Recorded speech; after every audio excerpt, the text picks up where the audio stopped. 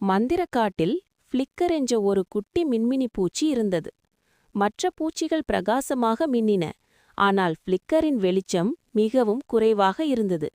இதனால் அவன் ஒரு இலையின் பின்னால் சோகமாக மறைந்து கொண்டான். திடீரென்று காடே இருண்டது.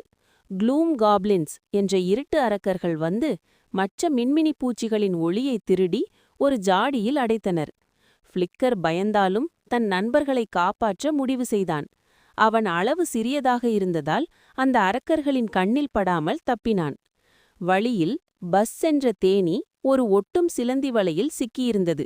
ஃப்ளிக்கர் தன் வெப்பமான ஒளியை பயன்படுத்தி அந்த வலையை உருக்கி அவனை மீட்டான்.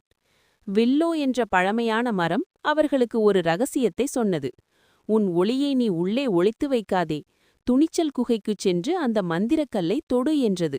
அவர்கள் இருவரும் அந்த குகைக்குள் சென்றனர். நிழல்கள் அவர்களை தடுத்தன.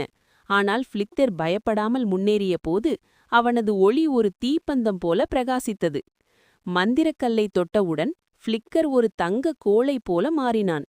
அவன் வேகமாக பறந்து வந்து தன் ஒளியால் அந்த அரக்கர்களை விரட்டி நண்பர்களை விடுவித்தான். காடு மீண்டும் ஒளியால் நிறைந்தது. ஃப்ளிக்கர் இப்போது காட்டின் மிக பிரகாசமான ஹீரோ. எவ்வளவு சிறியவராக இருந்தாலும் துணிச்சல் இருந்தால் உலகையே ஒளிரச் செய்யலாம் என்று அனைவரும் உணர்ந்தனர்.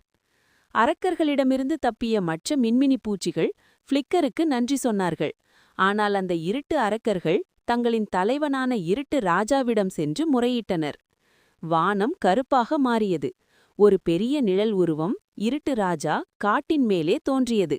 அவர் தனது மந்திரக்கோலால் காட்டின் மரங்களை மீண்டும் சாம்பல் நிறமாக மாற்றினார். ஃப்ளிக்கர் பயப்படவில்லை. நண்பர்களே, நாம் அனைவரும் ஒன்று சேர்ந்து ஒளிர்ந்தால் அந்த இருட்டு ராஜாவை விரட்டலாம் என்று கத்தினான். பஸ்தேனி தன் சிறகுகளால் காற்றை வீச மற்ற பூச்சிகள் ஃப்ளிக்கரை சுற்றி ஒரு வளையமாக நின்றன.